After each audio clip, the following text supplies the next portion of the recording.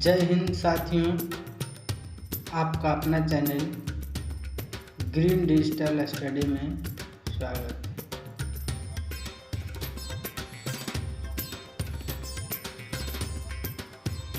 प्यारे दोस्तों,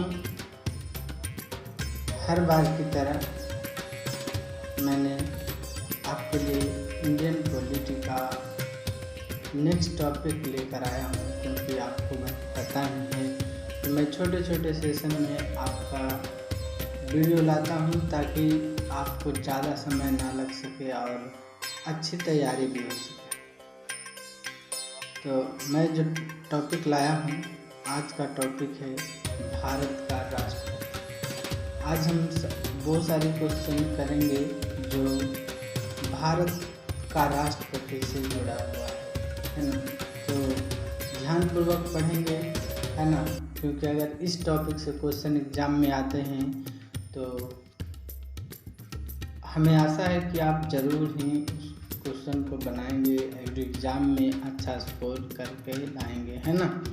तो चलिए, उससे पहले दोस्त हमारे देश के तिरंगे को सैल्यूट करें, है ना, और कमेंट सेक्शन में जय हिंद लिखना ना भूलें।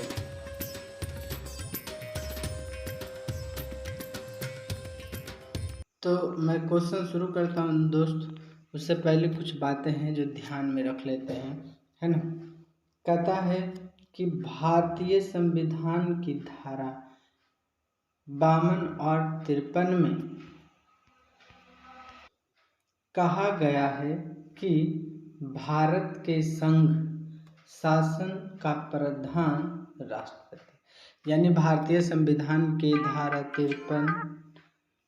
53 में कहा गया है कि भारत के संघ शासन का प्रधान जो होता है राष्ट्रपति है ना। चलिए आगे हम बात करते हैं। कहता है राष्ट्रपति पद के लिए उम्मीदवार जो होते हैं, है ना, के लिए अनिवार्य योग्यता क्या है। जैसे कोई भारत के राष्ट्रपति बनना चाहता है तो उसके लिए क्या योग्यता होनी चाहिए। तो पहला कहता है कि वो भारत का नागरिक होना चाहिए, है ना। अगर आप भारत के राष्ट्रपति बनना चाहते हैं तो सबसे पहला बात है कि आपको भारत का नागरिक होना बहुत ज़रूरी है। और जानते हैं दोस्तों कि भारत में एकल नागरिकता है। अगर आपने किसी अलग देशों की नागरिकता प्राप्त कर ली है तो भारत की नागरिकता खत्म हो जाएगी। इसीलिए अगर राष्ट्रपति बनना चाहते हैं तो भारत की नागरिकता आपके पास होना बहुत ज़रूरी है। दूसरा कहता है जो भारत का राष्ट्रपति बनना चाहेगा उसकी उम्र 35 वर्ष से कम ना हो, यानी उसकी उम्र 35 वर्ष होनी चाहिए। तीसरा, किसी लाभप्रद पद पर ना हो, है ना, किसी भी लाभ पद पर ना हो। और चौथी योग्यता कहती है कि उसमें लोकसभा का सदस्य चुने जाने का सभी योग्यताएं हैं। यानी कहने का अर्थ ये है कि वो लोकसभा का सदस्य चुने जाने की उसमें योग्यता होनी चाहिए।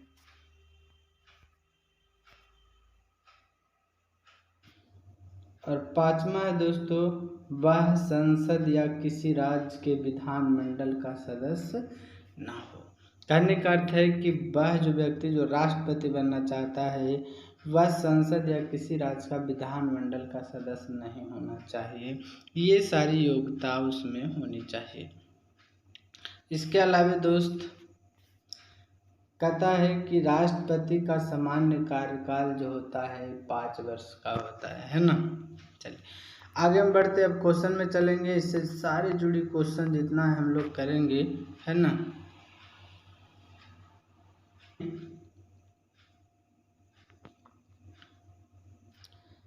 पहला क्वेश्चन कहता है भारत में राष्ट्रपति का निर्वाचन किस प्रकार होता है। इनका कहना है कि भारत में जो राष्ट्रपति का निर्वाचन होता है वो कैसा होता है, तो अप्रत्यक्ष मतदान होते हैं। अप्रत्यक्ष मतदान का मतलब ये होता है दोस्त कि पब्लिक इसमें वोट नहीं करती है ना। इसका वोट जो जैसे प्रधानमंत्री का चुनाव होता है, मुख्यमंत्री का चुनाव होता है, जैसे जनता वोट करती है, इस प्रकार से राष्ट्रपति का चुनाव नहीं होता है। जिसका वोटिंग जो है जनता करती है उसे हम प्रत्यक्ष चुनाव कहते हैं, और जिसका वोट जनता नहीं करती अप्रत्यक्ष कहते हैं।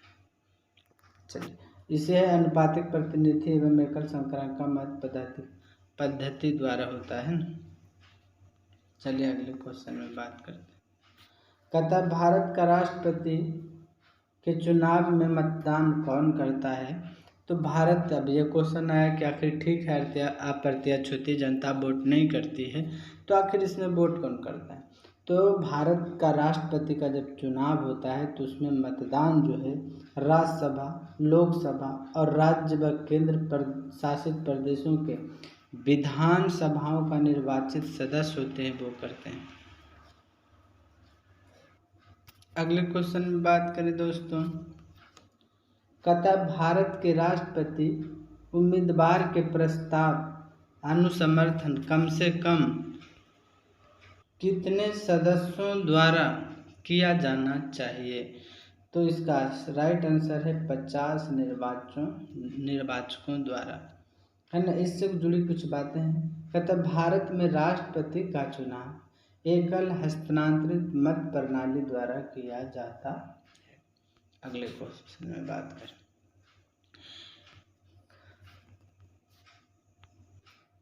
कहता है क्वेश्चन नंबर 4 में राष्ट्रपति के निर्वाचन में किसी राज्य का मुख्यमंत्री किस स्थिति में मतदान करने के लिए पात्र नहीं होगा।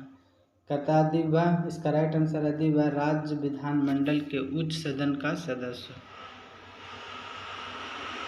अगले क्वेश्चन में बात करें दोस्तों, कहता है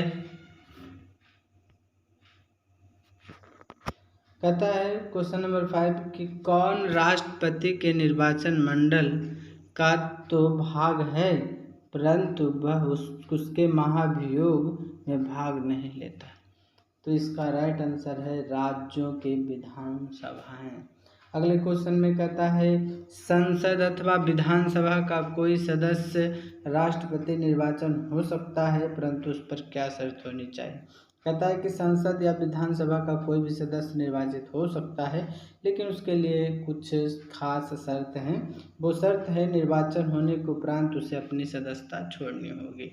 कहता है वैसे तो राष्ट्रपति बनने के लिए उसे किसी लाभप्रद पद पे नहीं होना चाहिए, अगर है ऐसा और निर्वाचित होना चाहता है तो पहले उस पद को छोड़ना होगा उसके बाद, है ना। उपरांत पहले मैंने कि निर्वाचित होने के उपरांत बाद में उसको क्या कर देना है, पद को छोड़ देना होता है। अगले क्वेश्चन में बात करें हम दोस्तों, कहता है संसद के लिए राष्ट्रपति का अभिभाषण कौन तैयार करता है। तो केंद्रीय मंत्रिमंडल इसको तैयार करता है। अगले में दोस्तों कहता है कि इससे जुड़ी बात है, ध्यान से सुन लीजिए। कहता है राष्ट्रपति की मृत्यु, पद त्याग अथवा हटाए जाने पर पद की रिक्तियाँ 6 माह के समय के भीतर भरना होगा। यानी कहने का अर्थ है कि अगर राष्ट्रपति की मृत्यु हो गई हो या फिर उसने पद को त्याग कर दिया हो या फिर महाभियोग लगा के हटाया गया हो तो ऐसे अवस्था में 6 माह के अंदर ही राष्ट्रपति को उस सीट पर राष्ट्रपति का चुनाव हो जाना चाहिए, यानी राष्ट्रपति का भर्ती हो जानी चाहिए।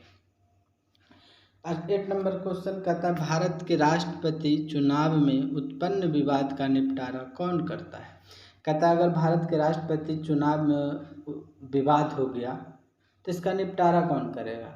तो सर्वोच्च न्यायालय इसका निपटारा करेगी, है ना। चलिए अगले।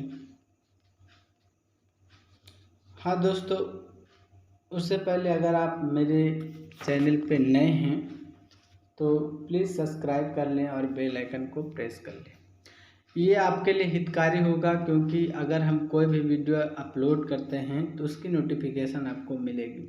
वीडियो ज़्यादा लंबा भी नहीं होता है कि आपने पढ़ने में बोर लगेगा। मैं छोटे छोटे टॉपिक को लेकर आता हूँ ताकि उसे 2 बार 1 बार देख कर भी अगर एग्ज़ाम जा रहे हैं देने तो 1 बार देख भी लेंगे तो आपका बहुत सारे क्वेश्चन कवर हो सकते हैं, है ना। तो कृपया कर आप चैनल को सब्सक्राइब कर लें ईमानदारी पूर्वक, है ना। चलिए आगे बढ़ते हैं, ये आपका काम है।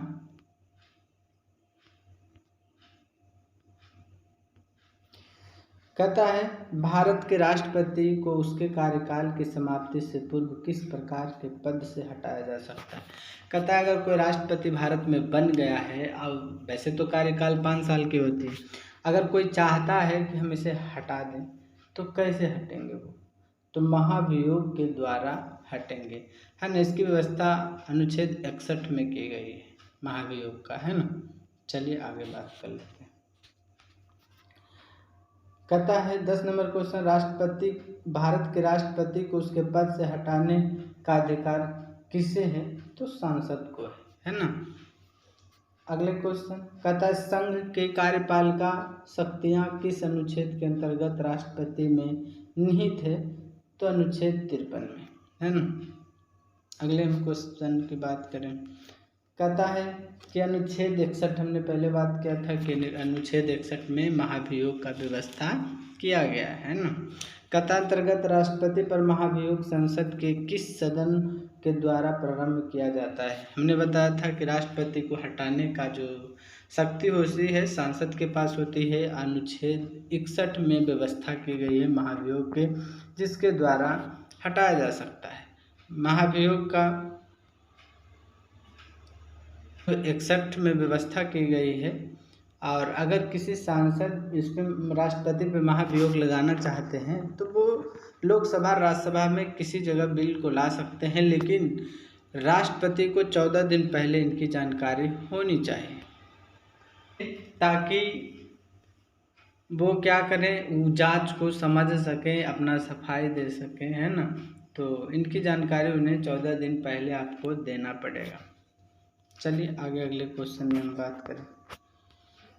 कहता है भारतीय संविधान का कौन सा अनुच्छेद है जो राष्ट्रपति पद के लिए पुनः निर्वाचित पात्रता का निर्धारित करता है, तो अनुच्छेद 57 है दोस्तों। अगले क्वेश्चन में बात करें, कहता है कि राष्ट्रपति को कोई भी विषय पूर्ण विचार के लिए मंत्रिपरिषद को वापस भेजने का अधिकार किस संविधान संशोधन द्वारा प्रदान किया गया है, तो 44वें संशोधन द्वारा, है ना।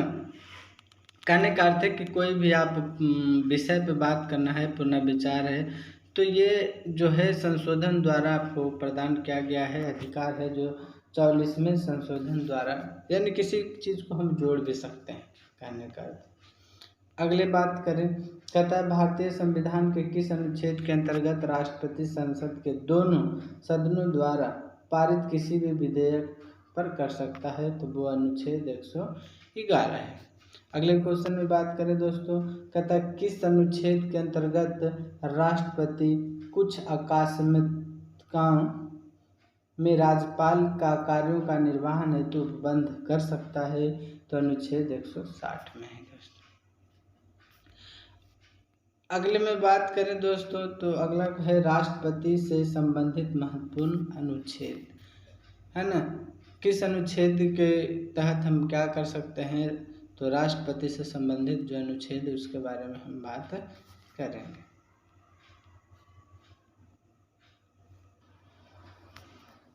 राष्ट्रपति से संबंधित महत्वपूर्ण अनुच्छेद है।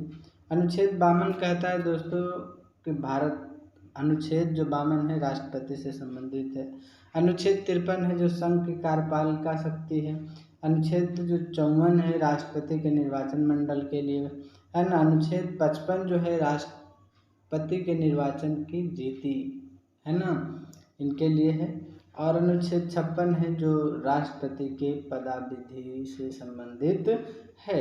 अनुच्छेद 57 जो है पुनर्विचार के लिए पात्रता है, यानी कोई भी याचिका पर हम पुनर्विचार कर सकते हैं। इसके अलावा हम बात करें अनुच्छेद 57 जो है तो बता ही दिए। 58 में राष्ट्रपति निर्वाचित होने के लिए अर्हताएँ हैं। अगर कोई राष्ट्रपति निर्वाचित यानी खड़ा होना चाहता है उस पद के लिए, तो उनके लिए व्यवस्था इसमें की गई है, गाइडलाइंस हैं। कहता है अनुच्छेद 59 में राष्ट्रपति के लिए शर्तें हैं, जो बताया कि उनके लिए क्या योग्यता होना चाहिए, क्या ये सब व्यवस्था आपका अनुच्छेद 59 में मिलेगा।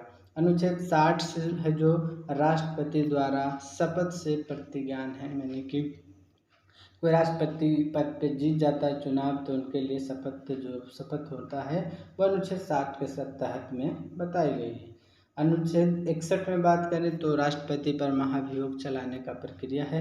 जैसे किसी भी राष्ट्रपति ने संविधान के चीज़ों का उल्लंघन किया है, जो संविधान में लिखा गया है, जो भी उसका उल्लंघन अगर कर रहे हैं तो उस पर हम महाभियोग लगा सकते हैं।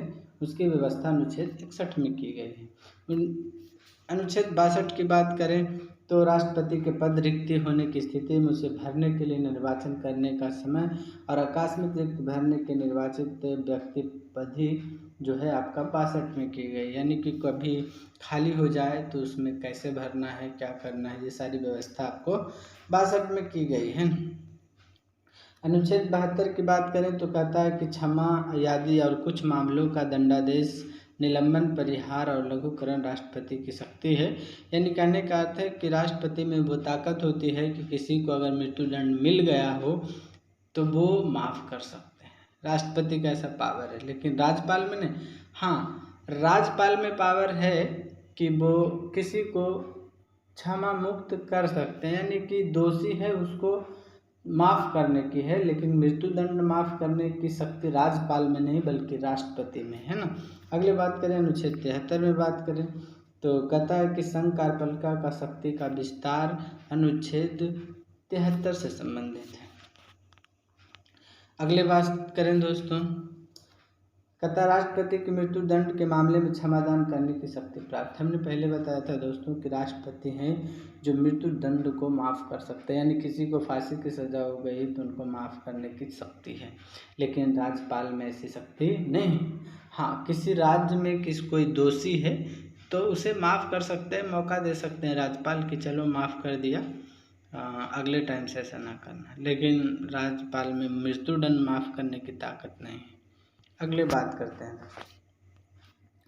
कहता है अगले क्वेश्चन में सर्वोच्च न्यायालय के न्यायाधीश को उसके पद से हटाने का अधिकार किससे है? तो राष्ट्रपति। अगर कोई सर्वोच्च न्यायालय का न्यायाधीश है, जज है, तो उसे हटाने का अधिकार राष्ट्रपति को है। कहता है भारतीय संविधान अनुच्छेद 143 के राष्ट्रपति को उच्चतम न्यायालय से परामर्श करने की शक्ति प्रदान है ना। ये तथ्य है। संविधान अनुच्छेद 143 में राष्ट्रपति को उच्चतम न्यायालय से परामर्श करने की शक्ति प्रदान है। अगर राष्ट्रपति चाहे तो सर्वोच्च न्यायालय से कुछ विचार विमर्श कर सकता है ना। तो इसका है व्यवस्था 143 में अनुच्छेद में। अगले बात करें, कहता है राष्ट्रपति लोकसभा को कब भंग कर सकता है? तो केंद्रीय मंत्रिमंडल के अनुशंसा पर यह भंग कर सकते हैं।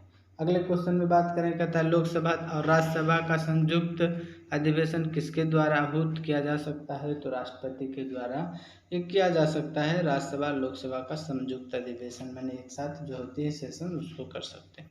अगला बात करें, कहता है भारत के राष्ट्रपति के किस एकमात्र मामले में जेबी वीटो की शक्ति का प्रयोग किया था?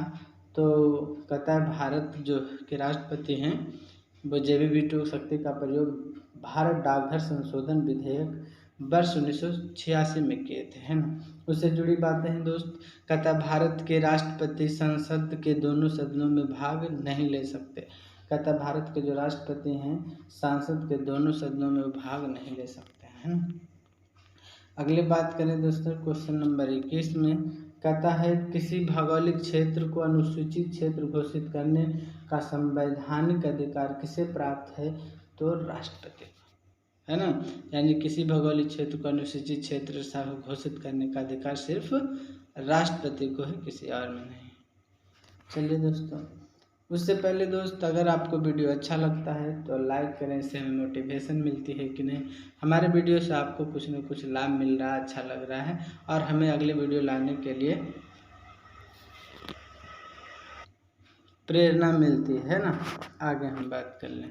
अगले क्वेश्चन कहता है कि वर्तमान में राष्ट्रपति का मासिक वेतन कितना है दोस्तों? तो 5 लाख रुपया है, जिसमें 1.5 लाख रुपया आयकर मुक्त है, वरना उस पर टैक्स नहीं है दोस्तों।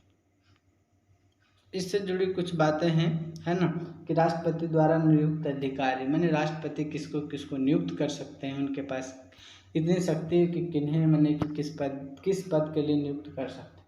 पहला प्रधानमंत्री एवं केंद्रीय मंत्री ये कर सकते हैं। दूसरा राज्यों का राज्यपाल को भी ये क्या कर सकते हैं, नियुक्त कर सकते हैं। वित्त आयोग व राजभाषा आयोग के अध्यक्ष एवं सदस्य को भी नियुक्त कर सकते हैं। उच्चतम न्यायालय के और उच्च न्यायालय को न्यायाधीश को यानी जज को भी ये नियुक्त कर सकते हैं और हटाने का भी इनके पास पावर है।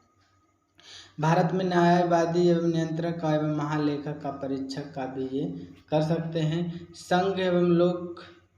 संघ लोक सेवा आयोग के अध्यक्ष एवं सदस्य को भी ये नियुक्त कर सकते हैं, इनके पास रहता है।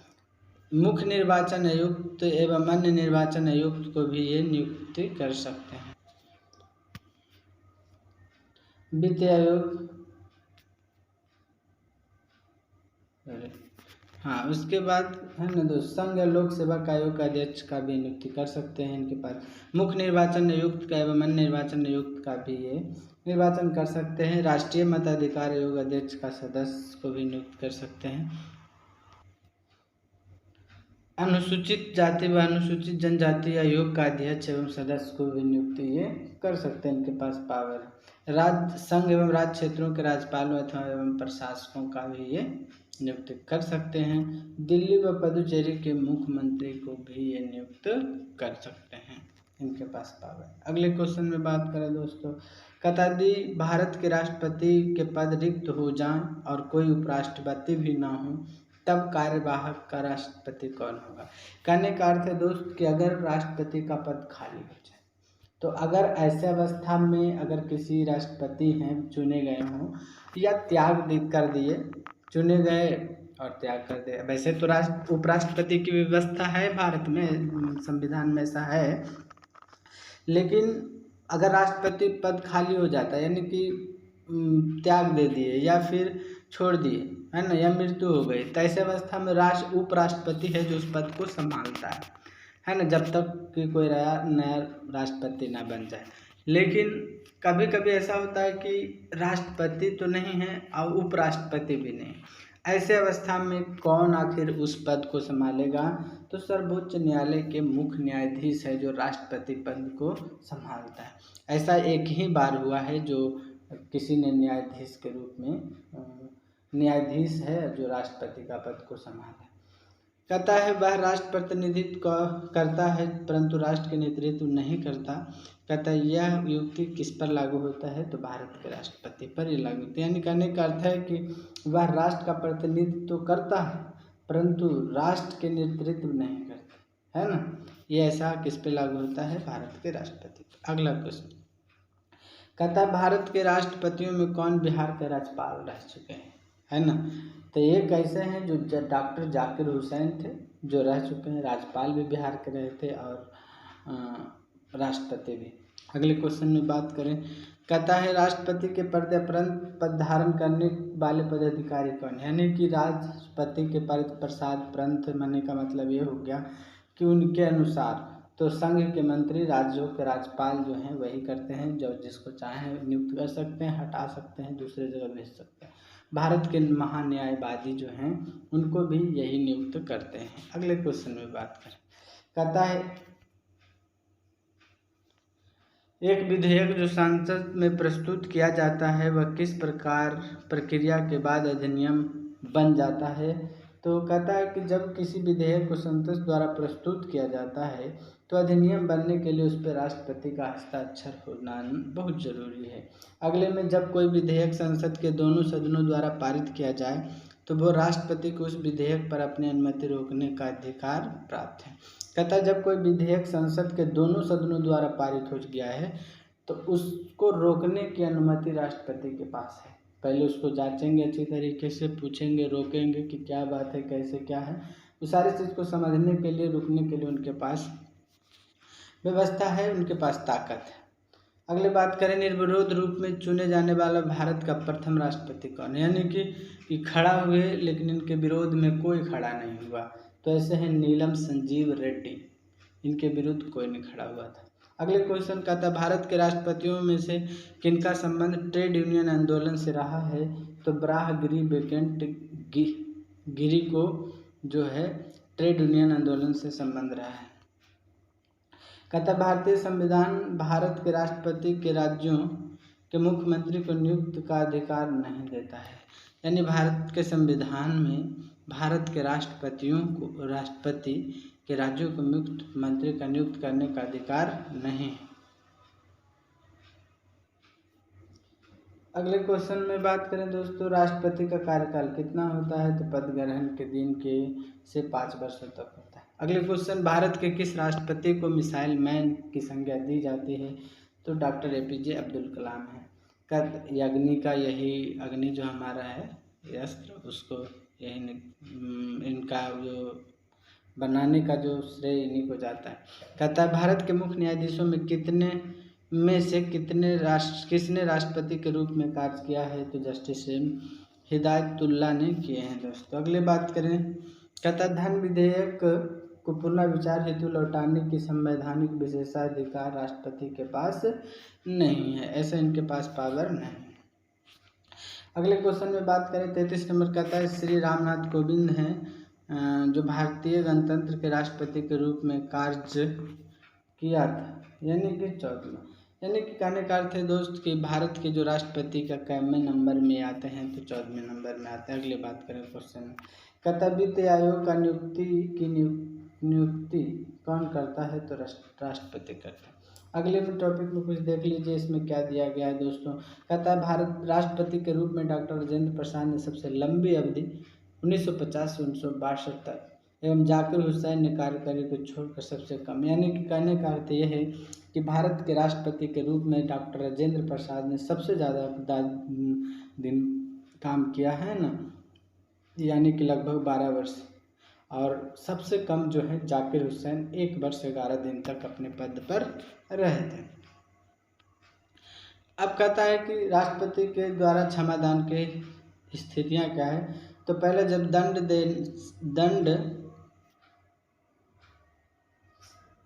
देना सेना न्यायालय द्वारा दिया गया है ना, संज्ञेय विषय संबंधित विधि से विरुद्ध अपराध के लिए दिया गया है। कहता है जब दंड संज्ञेय विषय से संबंधित हो, है ना, संबंधित विधि के विरुद्ध अपराध दिया गया हो तब ये माफ़ कर सकते हैं। कहता है जब दंडादेश मृत्यु दंड हो तभी माफ़ कर सकते हैं, बाकी अवस्थाओं में इन्हें माफ़ करने की कोई नहीं दिया गया है दोस्तों। अगली बात करें, कहता है कि राष्ट्रपति के विरुद्ध महाभियोग संसद द्वारा चलाई जाने वाली एक अर्ध न्यायिक प्रक्रिया है। कहने का अर्थ है कि राष्ट्रपति के विरुद्ध जो महाभियोग लगा के हटाया जाता है वो एक अर्ध न्यायिक प्रक्रिया है ना। हमने बताया था अनुच्छेद 61 के तहत, है ना, इनको क्या कर सकते हैं, हम महाभियोग लगा के हटा सकते हैं। तो दोस्तों ये हमारा छोटी सी टॉपिक थी जो राष्ट्रपति से संबंधित जुड़ी बातें थी। अगर आपको वीडियो अच्छा लगता है दोस्तों और आप नए हैं तो चैनल को सब्सक्राइब करें, लाइक करें, दोस्तों के साथ शेयर करें, आप भी सीखें, अपने दोस्तों को भी सीखने का मौका दें। फिर मिलेंगे अगले टॉपिक के साथ, तब तक दोस्त जय हिंद जय भारत।